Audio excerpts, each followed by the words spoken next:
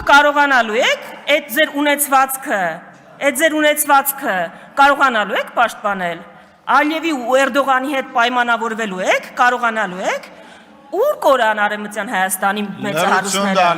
Ինչ եղավ իրանց հետ։ Ունեցվածքը փրկեցին, դուրս կարողացան հանել։ Գերեզման չունեն անգամ։ Գերեզման չունեն հիմա։ Ուրեմն ինչից եք վախենում։ Ինչ կա ընդհանրապես վախենալու այստեղ։ Դուք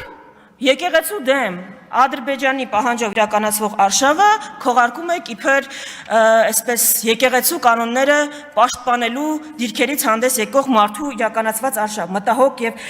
սրտացավ։ Իրականացնում եք Ադրբեջանի Թուրքիայի պահանջով, բայց ասում եք անում են, որովհետեւ երթում են խախտել։ Իմ գործընկերները արդեն հարցրեցին, որ քանի երթումներ եք դուք խախտել։ Ես այլ ձևակերպեմ հարցը, եթե կարելի է անդրադարձեք։ Խոստում ու երթում կա, որ պահել եք։ Հայ ժողովրդին տված խոստում ու երթում, Ալիևին տվածները չեն հաշվում։ Խոստում ու երթում կա, որ չեք խախտել, չեք վերաբան արել, գետնով տվել։ Հիմա ես ուզում եմ նաև այստեղից դիմել որդիական խոնարհությամբ, ամենայն հայոց վեհապարին, ուզում եմ դիմել բոլոր սրբազաններին։ Սա իսկապես թշնամական արշավ է, որ ձեր դեմ իրականացվում է, բայց ձեզ համար շատ պարզ պիտի լինի, կարծում եմ, որ Հայաստանի Հանրապետության քաղաքացիների մեծամասնության համար, եթե անգամ հայ առաքելական եկեղեցու բոլոր սրբազանները խախտած լինեն կուսակրոնության ուխտը, դա ոչինչ է այն հանցանքների առջև, որը դուք իրականացրել եք ձեր թիմով։ Հայ ժողովրդին հիմա չի հետաքրքրում։ Գնացեք, հենց հիմա Բաղրամյանը ցույց անող անհետ կորածների ծնողներին տեսեք, որ հարցն է հետաքրքրում։ Հետաքրքրում է արդյոք սրբազաններից որևէ մեկը ենթադրյալ կուսակրոնության ուխտը խախտել է, թե իր երեխան որտեղ է։ Հարց ինձ այսօր այստեղ բերող վարորդին տաքսում ագարակից չէր հետաքրքրում կուսակրոն հոգևորականներից որ մեկն է ուխտը խախտում։ Հետաքրքրում էր հեղուկ գազը ինչու է այդքան թանկացել։ Կուսակրոն հոգևորականների ենթադրյալ իրենց ուխտը խախտելու հետևանքով է ջերմուկում հիմա թուրքերը։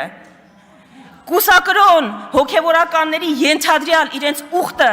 խախտելու հետևանքով եք դուք Սոնա Մնացականյանին ավտոյի տակ գցել եւ հեռացել։ Մեր որ մի խնդիրն է այս խնդրի հետ կապված։ Ուրեմն ինչի եք այս խնդիրը արհեստականորեն օրակարգ բերել։ Որ այս հարցերին չպատասխանեք, որ այս հարցերից կարողանաք խուսափել։ Դրա համար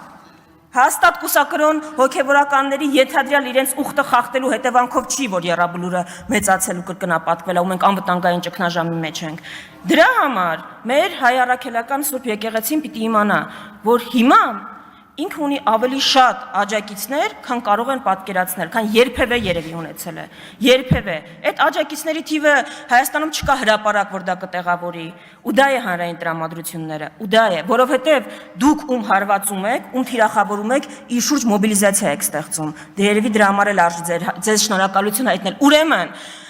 հայ առաքելական եկեղեցին պիտի իմանա, որ հայ ժողովրդի մեծամասնությունը իր կողքին է, եւ այստեղ որևէ նահանջի տեղ չկա, որովհետև եթե ընդգրկեն շանտաժներին, տեղի կտան այդ շանտաժներին, ուրեմն մենք խոշոր հաշվով ավարայր ինչի համար ենք կռվել։ Եթե Հայաստանում Ադրբեջանի ու Թուրքիայի պահանջով վեհապար պիտի փոխվի, եթե Հայաստանում Ադրբեջանի ու Թուրքիայի պահանջով սահմանադրություն պիտի փոխվի։ Հիմա ես այստեղ ուզում եմ որպես վերջաբան անդրադառնալ Անահիտ Ավանեսյանը երեք այստեղից խոսեց։ Անահիտ Ավանեսյանը շատ վրդովված էր իր դեմ իրականացված, այդ թվում նաև իմ ակցիայից։ Երբ պետական դավաճանությանն է վերաբերվում, այս մարդիկ շատ սառնասիրտ են։ Հենց իրենց դեմ այդ ակցիաների ու գործողությունների համար իրականացվում է որևէ ակցիա, դառնում են փխրուն հոգիներ։ Անահիտ Ավանեսյանը ստում է։ Ոչ մեկ մեր հերոսների նկարները ոչ պատրել է, ոչ իր վրա են նետել։ Անահիտ Ավանեսյանի դեմքին շպրտել են նկարները, որտեղ պատկերված են մասունքները, նահատակների այն տեսքով պահելը, որ ինքը պահել է,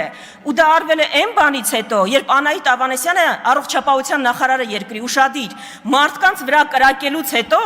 ոչ թե գնացել է վիրավորներին այցելելու, ոչ թե գնացել է հոգատարություն ցույց տալու, այլ ողջունել է ոստիկանների գործողությունը։ Գիտեք, ձեր երեսպաշտությունը սահման չունի, դուք նման եք այն հանցագործին, որ սպանում է իր ծնողներին, հետո դատարանում, որ դա ներկայացնում է իր որբ լինելը որպես մեղմացուցիչ հանգամանք։ Այ էսա ձեր ընդհանուր առմամբ պատկերը։ Դուք զոհը չեք, դահիճն եք։ ու որևէ բան ազգայնացնելուց առաջ ընդհանրապես առաջին բանը, որ պիտի ազգայնացվի, Հայաստանի կառավարությունն է։ Մինչ այդ Աստված պահապան հայ ազգին ու հայկական պետականությանը։